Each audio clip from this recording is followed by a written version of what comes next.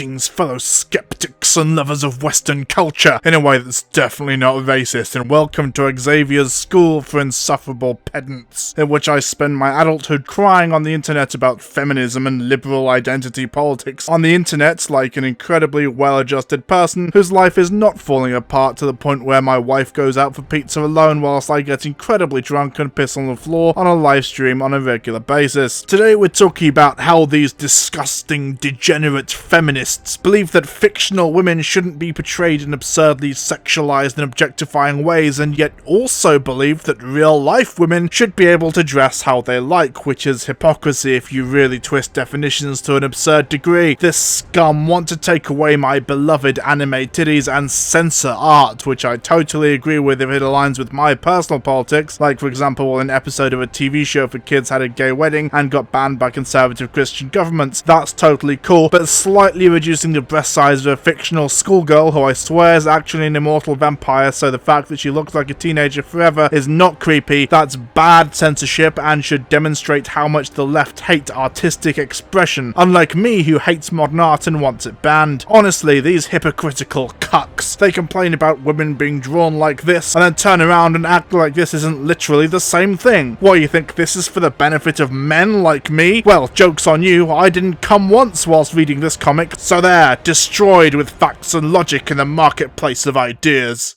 Is it water with the sheep in the box? I wasn't going to make this video. I was going to let it go and point to that one H-Bomber Guy video whenever someone brought this up, and besides, this kind of shit hasn't really been a thing for years, has it? This is Gamergate shit, like with Tracer's arse or whatever, right? Sadly, though it may seem this way if you're not an insufferable dipshit online, this is not the case. It saddens me to inform you that the gamers are at it again. Recently with The Last of Us 2, a zombie game that had the audacity to star some normal, non-sexualized lesbians and a buff woman, and is therefore worth hundreds of videos crying about the erasure of white men or some shit. So The Last of Us Part 2 reviews are in, and according to the woke SJW totally unbiased media, the video game is a masterpiece. I just cancelled my collector's edition last night because it genuinely plays out like a woke feminist lesbian fan fiction. Well, I'm just gonna have to go ahead and say it. The Last of Us Part 2 has been killed by social justice. This argument has been raging for basically forever, of course. Ever since feminist literary criticism had the audacity to exist, there's been a significant pushback against it, from the right especially, but anti-feminism in general, really. And of course, the opposition usually misinterprets the actual arguments made by equivocating the exact situations of men and women without considering the wider cultural or societal attitudes and structures that have led us to this point, because if there's one thing feminist academia has had to contend with recently, other than TERFs, it's male academics and wider society not understanding or willfully misinterpreting what they're trying to say. So here we are, I guess. Let's discuss objectification and power fantasy in a probably fruitless and ultimately wasted attempt to explain to reactionaries that maybe the purpose of female characters is not to titillate or arouse an assumed male audience, and that there is a clear difference between a female character being portrayed like this and a male character being portrayed like this. Let's get into it and really make some gamers on the internet mad, shall we? Who knows, maybe one of them will spend 5 hours crying about me on their live stream again, which has happened 3 times so far already. In regards to the male and female depictions of the barbarian, and how I said that they are completely equivalent from the perspective of them being of the same level of objectification. Like if you consider one being objectifying, specifically the female, you should also consider the male to be sexually objectifying for pure logical consistency. Oh, Time magazine has declared the era of manjectification is upon us. Films like Magic Mike and Magic Mike XXL show that women are ready to treat men like the pieces of meat that they are. It strikes a blow for equality. It's something to celebrate. But wait a minute. Isn't objectification bad? Aren't we supposed to resist rather than indulge this impulse? Let me go back to my feminist theory classes that I enjoyed so much in college. And some of the replies to this was that, no, Shadda, one, they're both sexist, because one is an objectification of female and the other is a male power fantasy. And these comments have confused me. When a man is the giver, let's think about video game men. Let's think about, the man shirtless, kind of like leaning forward, big squared shoulders, dominant, stoic, and, often they have tight pants on, showing off that bulge, shirtless. So men are sexualized. Why aren't you seeing this? Are you just hyper-focusing on the female end of it, as you tend to? But you can't deprogram millions, I don't know if it's millions of years, I skipped that block. Mammalian reproduction and biology, that's just how it goes. Here's to the ladies, the fair and the weak. Fair they are, we'll all admit. But who dares call them weak? Our modern girls play as hard and with as much vitality and stamina as any man. First off, let's just get all the anger out of the way. Yes, women in media are generally incredibly sexualized, or at least a lot more than men. Yes, the camera treats them like objects, and yes, they are often reduced to figures to be lusted over by a presumed cishet male audience. Not all the time, and it's arguably becoming less common, but it is still extremely prevalent and warrants discussion for the exact same reason it did in 2016. There are still people online who deny this and pretend it doesn't exist and or isn't happening, which only perpetuates the problem, because the first step to eliminating an issue is acknowledging it, but some people can't even fucking do that. Sin is when you treat people like things, including yourself. That's what sin is. When people say things are a lot more complicated than that, they mean that they're getting worried that they won't like the truth. People as things, that's where it starts. Let's talk about the male gaze and objectification. What is the male gaze? It's quite a common term in film academia, first coined by feminist academic Laura Mulvey, and is often misunderstood to mean sexualizing women, which is inaccurate since whilst it does sort of come up, that's only a small part of male gaze theory. To put it simply, male gaze theory is the common practice amongst filmmakers, often completely unconscious, to presume that the audience for a given work is a straight man, and as a result tailor their art to best appeal to that imagined audience. This isn't always a bad thing, since after all, target audiences are often important to keep in mind, especially from a business perspective, but as a result, if taken too far, rather than just appealing to a specific audience, a film made through the male gaze will have the effect of putting off or discouraging female audiences, for example, and as a result, if the majority of movies are made in this way, then all of a sudden, half the population starts to be disregarded, and their stories and perspectives pushed to one side in favour of cishet male power fantasies. According to Mulvey, in the visual and aesthetic presentations of narrative cinema,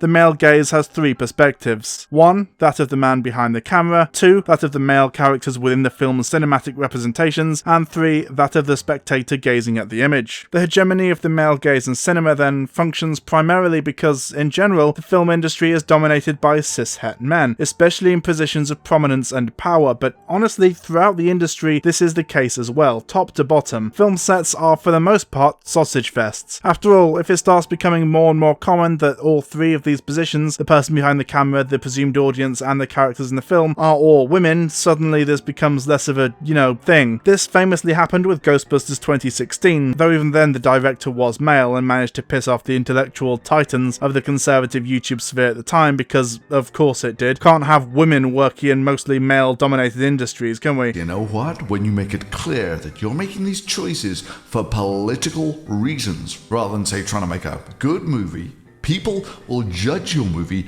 on your political choices. Oh god, I love the bloodbath when the progressive stack intersectional social justice warriors eat each other. Think of it like this art piece from a few years back. As one person online pointed out, the thing about this is that sculptures like these in art history were made for the male gaze. Photoshop a phone into it and suddenly she's seen as vain and conceited. That's why I'm 100% for selfie culture, because apparently men can gawk at women, but when we realise how beautiful we are, suddenly we're full of ourselves. And likewise, as John Berger put it in his book Ways of Seeing, you painted a naked woman because you enjoyed looking at her. Put a mirror in her hand and you called the painting vanity, thus morally condemning the woman whose nakedness you have depicted for your own pleasure. Male gaze theory is by no means a perfect or universal theory, but it is helpful in understanding the perspective of those who believe that cinema places far too much focus on objectification and sexualization of women. There are alternative theories which we will get into later, but for now I trust you understand the point being made here. One of the most obvious ways the male gaze affects the storytelling experience is that in an industry dominated by rich white straight men, women's stories are rarely, if ever, told, and where they are, they're told from the perspective of men. Likewise, often female bodies are objectified and lusted over in an attempt to arouse or grab the attention of men in the audience. There is a distinct feeling, watching a lot of male-oriented movies, that female characters are often not considered or designed to be fully rounded, three-dimensional, complex, multifaceted people, but, well, objects, to be viewed as less than human for the purpose of primarily titillation and appealing to the primal sexual urges of the audience, but also in other more subtle ways, like being treated as a MacGuffin or as motivation for the male protagonist. Indeed, female characters existing specifically and exclusively to die and spur the main character on towards achieving their goals is common in most action movies, from James Bond to John Wick to Taken to Star Wars, with Anakin in particular having it happen twice in 2 movies. This is such a common trope that it's one of the most infamous on-TV tropes, known as fridging, in reference to a particularly poorly thought out plot point in an old Green Lantern comic, in which the bad guy kills Green Lantern's girlfriend and stuffs her corpse into his refrigerator, which then of course serves as character and plot motivation. Another memorable example of this is probably the death of Rachel in The Dark Knight, in which she mostly only exists to cause conflict between Bruce Wayne and Harvey Dent, and also serve as a catalyst for Batman to become more brutal and angry, and Dent to become Two-Face. Of course, this trope isn't exclusively applicable to women in fiction. In fact, one could point to a few male characters to whom it applies as well, but the overwhelming majority of the time, the trope is used pretty straightforwardly in the way I just described. It's not always women, but it is usually minorities in general, but mostly women. Another aspect of objectification is the overt sexualization of particular characters and people of particular characteristics, in ways that simply aren't done to anywhere near the same degree the other way around. Michael Bay is usually the person most highly criticized for this, and for good reason, but he's far from the only one, from Zack Snyder being incredibly weird about sexualizing a woman getting a fucking lobotomy, to J.J. Abrams deciding to deliver plot exposition by having a woman strip and be creepily observed by a man with authority, or of course there's the infamous Game of Thrones sex position scenes, which are just frankly fucking absurd. Don't get me wrong, there are sometimes sexy men in cinema, and sometimes they are also sexualized or used to appeal to assumed cishet women in the audience, the so-called female gaze, which we'll get into later, especially as more and more of a wider audience have started to enjoy, for example, Marvel movies, but they're usually the exception, not the rule, and are very far from the norm. Just sticking with Game of Thrones as an example, how many tits do we see throughout that series? How much full frontal nudity of women? Now how many dicks do we see? I remember maybe Alfie Allen's for a very brief moment and flaccid, but honestly, beyond that, I don't think there's any. Now, thinking objectively, as the people who call this idea ridiculous love to pretend to, why is this? Because there has to be a reason, right? A lot of time, effort, and money goes into every second of the production of a show like Game of Thrones, so everything in a given scene exists for a reason, including this coffee cup, and was most of the time deliberately left there or put there by someone pretty high up on the food chain on set. So as a result, we must ask, why does a scene like this exist, but not an equivalent scene featuring male bodies? Why is there so much focus on the objectified female body, but not the male? Sure, shirtless scenes of men in the show do exist, but not in anywhere near as overtly sexual a manner, and certainly not as gratuitous. The answer is simple. The presumed audience for Game of Thrones, at least as far as the creators are concerned, is cis, male, and heterosexual, and therefore will be very interested in and excited by this overt display of female sexuality and maybe put off by the inverse. There are female Game of Thrones fans for sure, but in general female audiences are less easily swayed by eye candy and crucially don't necessarily have the same visceral revulsion towards the female body that cishet men do to the male body due to internalized homophobia and toxic masculinity. And sure, this isn't universal, but it's definitely a trend, and as a result discussion of it and reasons for its existence are completely valid and worthy of having in my humble opinion, and incidentally also that of the majority of academia. I mean, why shouldn't we discuss trends in media and societal perception of particular groups? There are of course subsections, bisexual women for example. How many times is a bisexual character in a movie being portrayed as a pornographic ideal of what an oblivious cishet male audience imagines them to be in their horny lizard brains? And the representation of trans people is, Oof, yikes. Or how about race, in which the trope of the innocent, sexualized native girl is so often portrayed, or the brutal, animalistically sexual black man? More on this in a moment. The connecting thread here is that women are often not shown as real, fleshed out people, but, well, flesh. Objects that exist for the pleasure of a bunch of cishet men.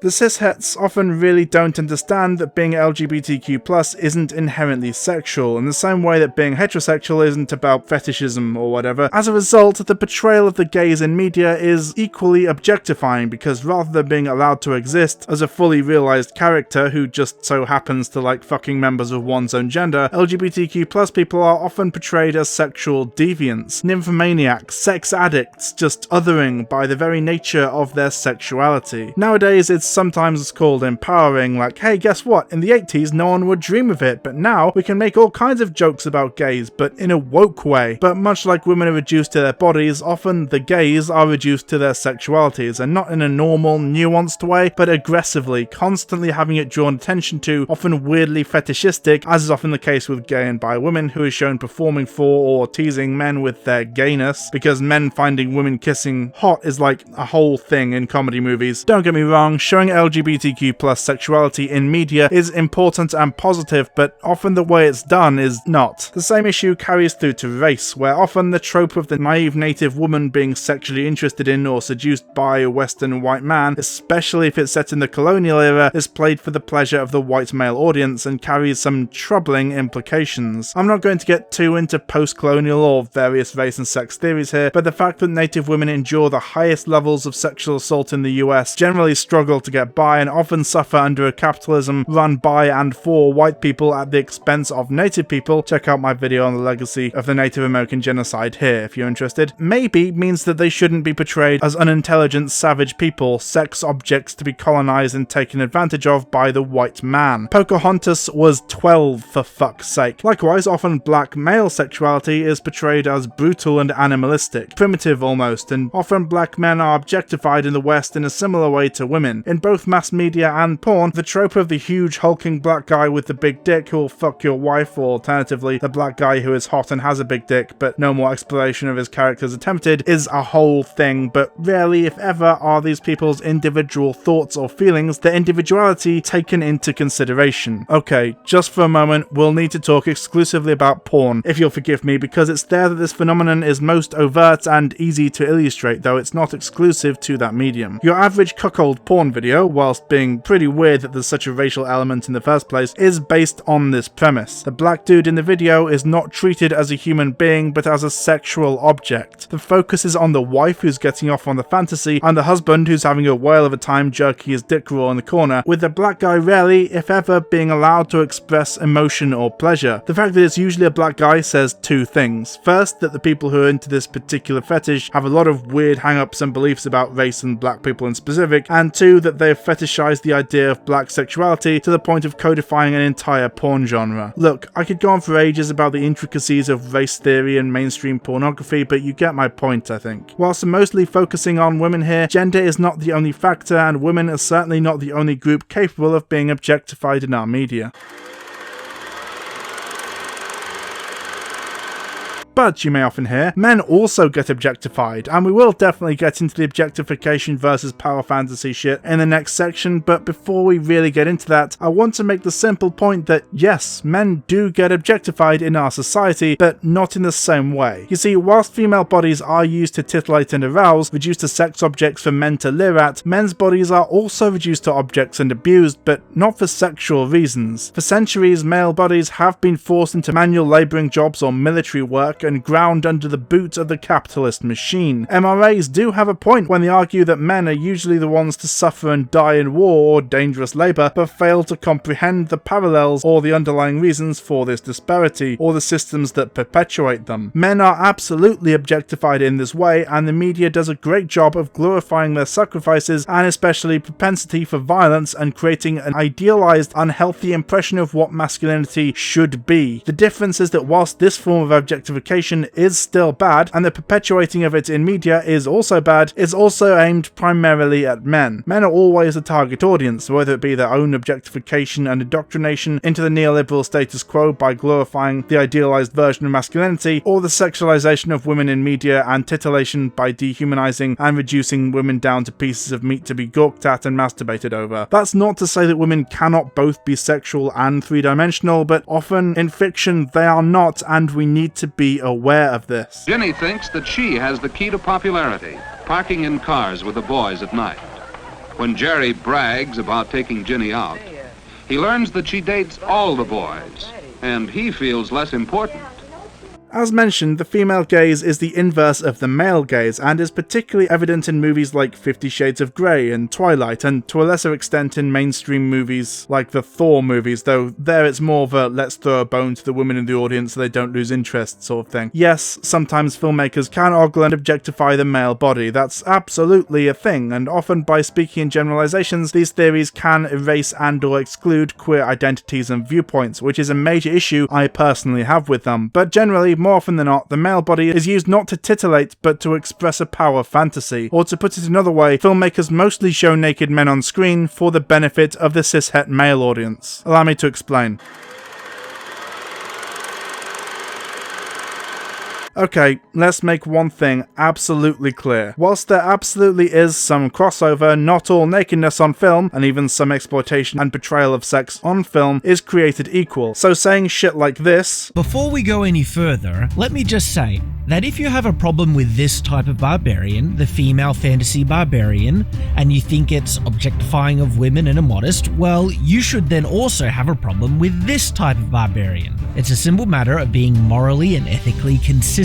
It's not quite the gotcha you may think it is. Anyway, since we're starting from the very beginning here, let's talk about how context can change a scene. For example, this scene in Casino Royale features a shirtless Daniel Craig, and so does this earlier scene from the same movie, and yet I think we can tell that one of these things is not like the other. I know a lot of people who were extremely horny over this scene, but very few who found this one in any way arousing. I'm sure that there are some, particularly those who are into cock and ball torture, but you understand the point I'm making here, right? The purpose of this scene is to titillate, and the purpose of this one is to horrify, even though both involve the same actor in the same movie being shirtless. Right, we understand that, so I'm forced to ask, why does anyone still believe that any nakedness on film exists for the same purposes, regardless of context or who is naked? Likewise, I feel I must address something that I'm surprised is even still a thing. Real life is not the same as fiction. I say this because there's this common refrain from the right that we SJW leftist cucks are actually hypocrites because we claim to care about women's rights to do what they like with their bodies, express themselves however they choose, but we censor their precious video game and anime titties, even though most of the time we don't. What, you think women should have freedom and present however they choose? I guess that doesn't include women who don't really exist though, eh?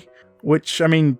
no, obviously not. This isn't really surprising, considering that vaguely gesturing towards imagined hypocrisy, to borrow a turn of phrase, is the reactionary go-to tactic, but it is surprisingly common, so I guess here we are again. Allow me to explain for what I hope in vain will be the last time. The difference is power and consent. Real-life women can consent and choose to dress provocatively or sexually or revealingly, and that's obviously completely fine because they're the ones in control. But when it comes to fictional women, well, obviously they can't consent, though there is some wiggle room and discussion to be had around whether or not it's acceptable to sexualize a female character if the story calls for it, if it seems natural to the character, and if said character would probably do something like that if they were real. The key is usually in who the creator is and which audience they are appealing to. If it's a female writer or director creating for a primarily female audience, then yes, usually the character will not be as exploited as they otherwise would, and would be more likely to be well-rounded and three-dimensional, thus making displays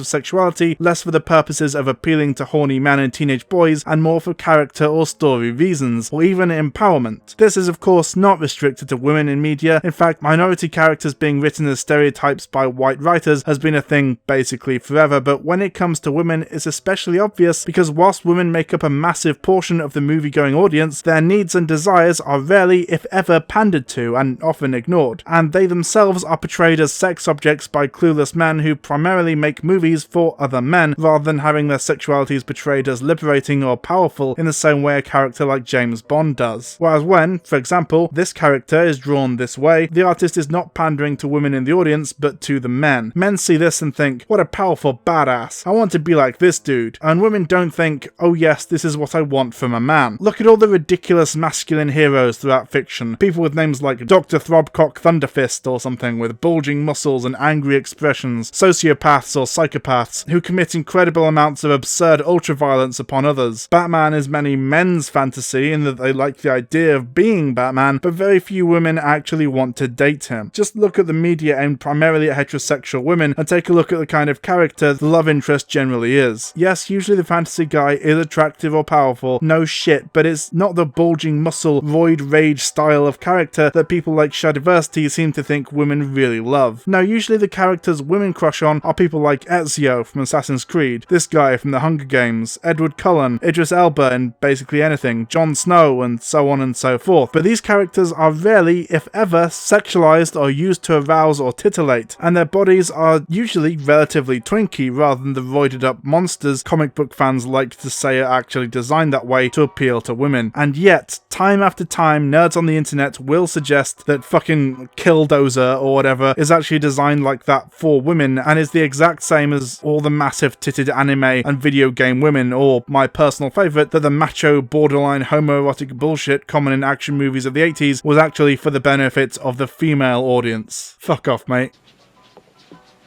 You son of a bitch.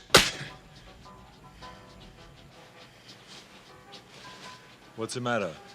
The CIA got you pushing too many pencils? As mentioned, the female gaze does exist, but it's not as common for a number of reasons, including the fact that women are underrepresented in both creative and executive roles in the industry, and often are not seen as lucrative a market as young men, so outside of very specific phenomena like Twilight and 50 Shades of Grey, they are usually ignored and not really pandered to in the same way, and certainly not as commonly. They sometimes are in other media, like the romance genre in literature, for example, but mainstream Hollywood usually doesn't see this as much of a priority and not something to actively push for. Romance is not a genre that rakes in billions of dollars in ticket sales, and unlike a book, the financial risk taking in greenlighting a movie can be astronomical, so often risks that may lead to new and exciting shifts in the Hollywood paradigm simply aren't taken because the risk, if things don't work out, is too great. The argument could be made that maybe we shouldn't sexualize anyone in movies, which, okay, I can see a point of view, but nudity and sexuality don't necessarily mean exploitation. In fact, in many contexts, embracing one's sexuality can be a powerful step towards empowerment. Speaking of which,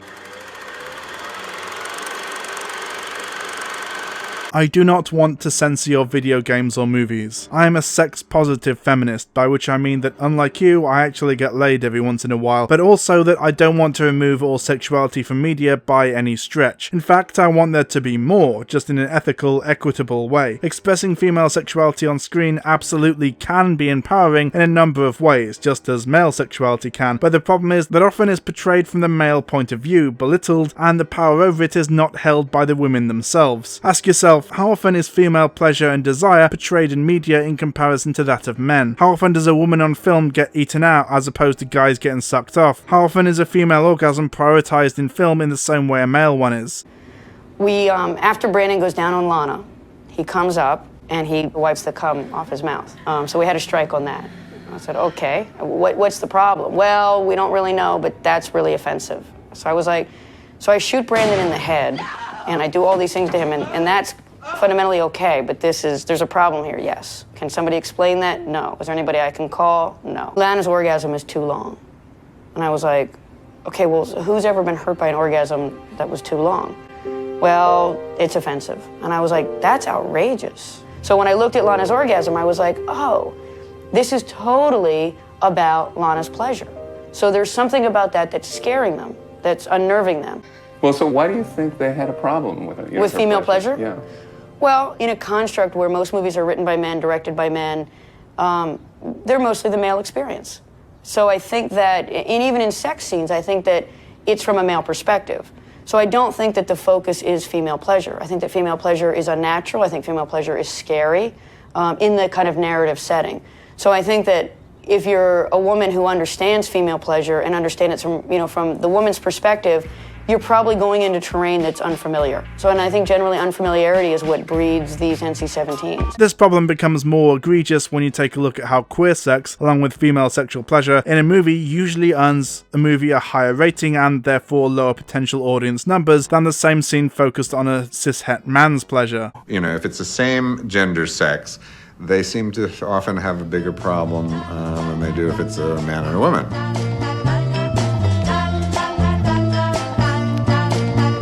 You are soft and cuddly, and you are.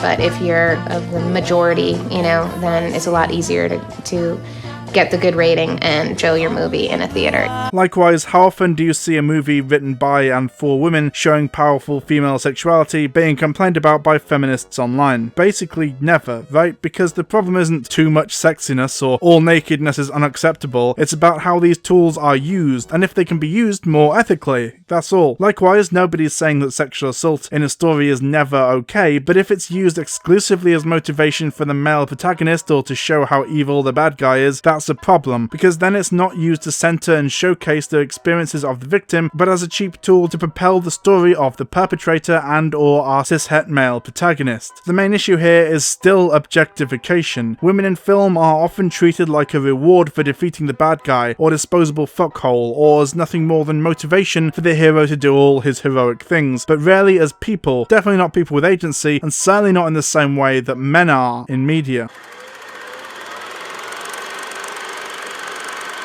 The funniest thing about all this posturing about what makes a real man, the hypermasculinization of many of our action heroes and so on, is that nerds on the internet think that shit like this appeals to women, whereas in actual fact it very much comes off as incredibly, intensely homoerotic. I mentioned this a little in my last video in reference to He-Man and She-Ra, but the fact of the matter is that a lot of the overt, cartoonish masculinity of the 1980s, much of which continues to today, goes so far into desperate displays of insistent heterosexuality that it wraps back around and becomes incredibly, incredibly gay. You son of a bitch. In fact, to bring this full circle, much of the iconography and worship of the male body that's present in much of Western media as power fantasy is very much part of and integral to gay culture. Go to pride parades and you'll see a lot of very buff dudes dressed very similarly to some of these characters, flexing and demonstrating their impressive muscles in much the same way, but surprisingly, cishet women are not the target of this posturing, in the same way that when Playboy magazine launched a spin-off aimed at women, it turned out that it was being consumed almost entirely by gay men. Almost as if a lot of women actually don't think that this is the height of sexiness, and that maybe overt, exaggerated demonstrations and displays of masculinity are actually mostly for the benefits of other men. Ask a woman who her first fictional crush was, and I promise you it won't be a character like this. Do you think that bikinis should be banned? Well, I most certainly do, and I don't think it does justice to a woman's figure. No, definitely not. This is the question, isn't it? I know I'm going to get a lot of pushback from people saying, who the fuck cares, this is irrelevant, so I guess let's talk about real world impact. It may be shocking for you to learn that the media we consume can affect our worldview or the values of the society under which we live. In many ways, media both influences and is influenced by societal norms and values. For example, the repeated portrayal of minority people as lesser than the majority or stereotypes or villains both reflects the society that deemed it acceptable to portray them this way, and also does the work of normalizing these values. This is the reason the Hays Code was very clear in its ban on anything that fell outside of what was considered correct standards of living or natural or human law, and why socialist filmmakers or those considered to be sympathetic to communism suffered such massive persecution in the early 20th century. Membership or support of the Communist Party in the USA landed many industry professionals, from actors to screenwriters, directors, musicians, and others, on what was known as the Hollywood blacklist, effectively ending their careers and or ability to function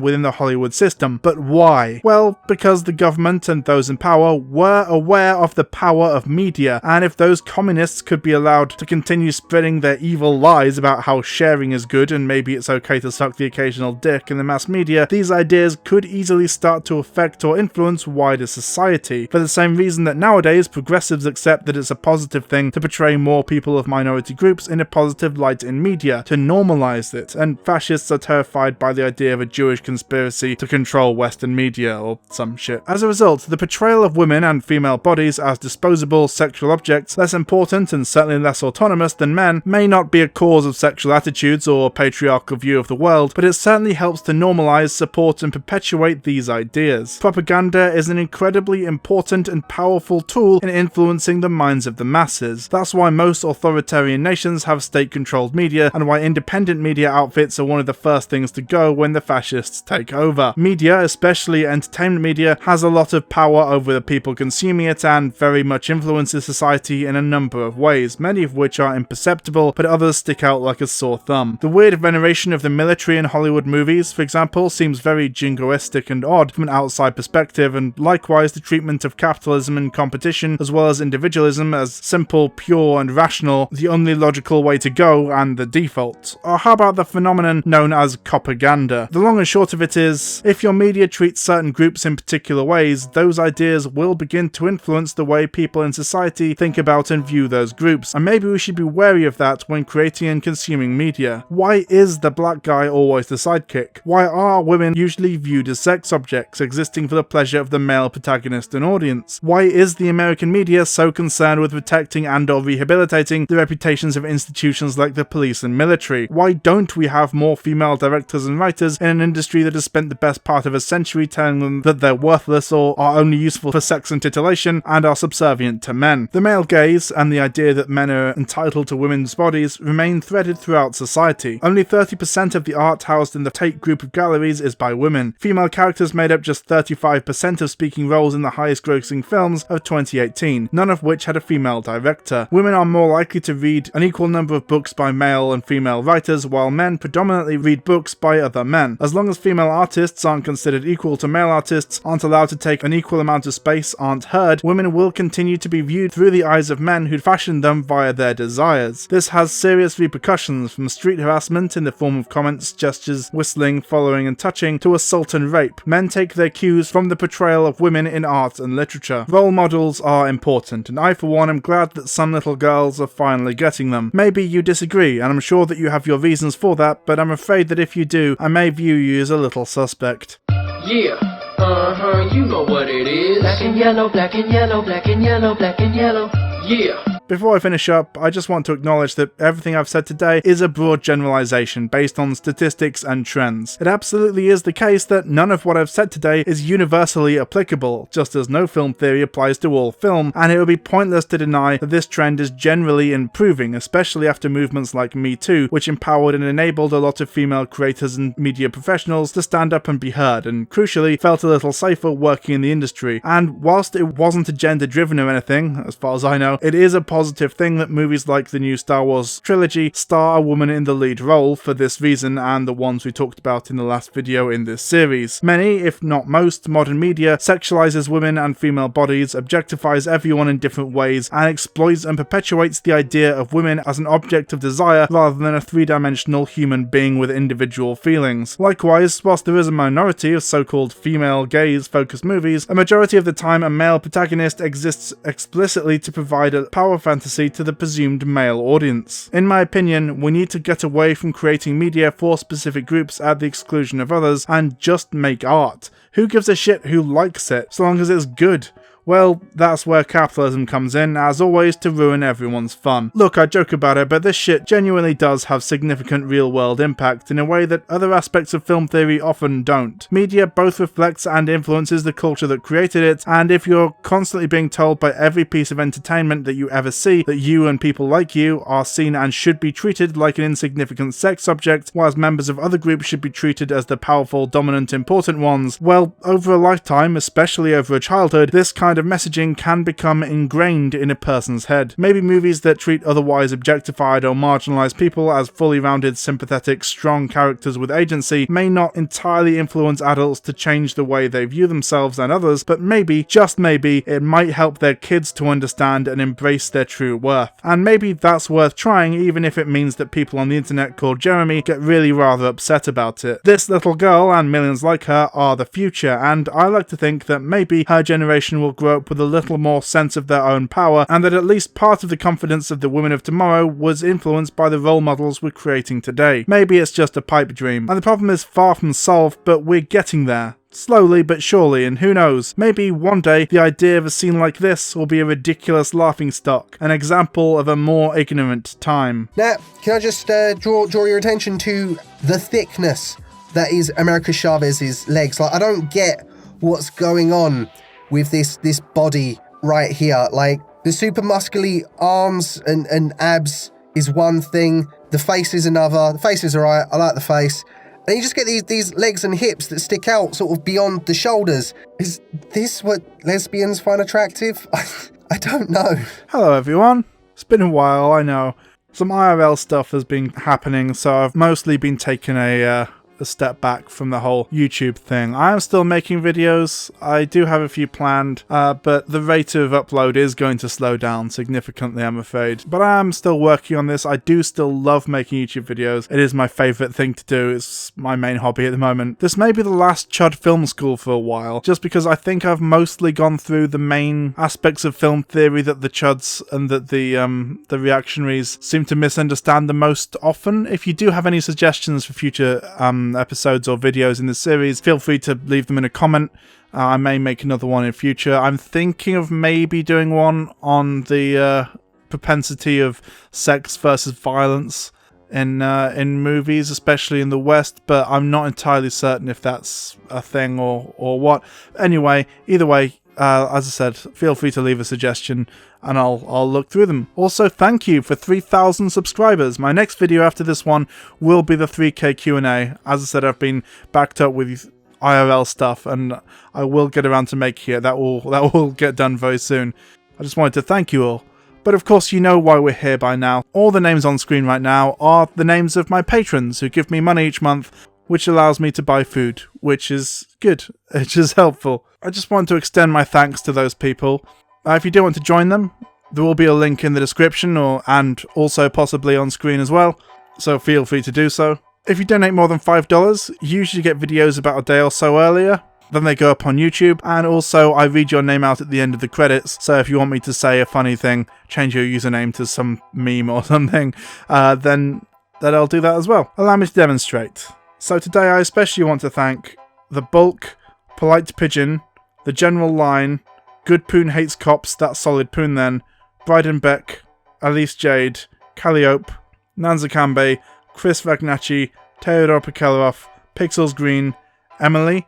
Next we have Brian, Susie M, Thomas McCallum, and Tom Newport. Thanks so much for watching everyone, and I'll see you in the next one.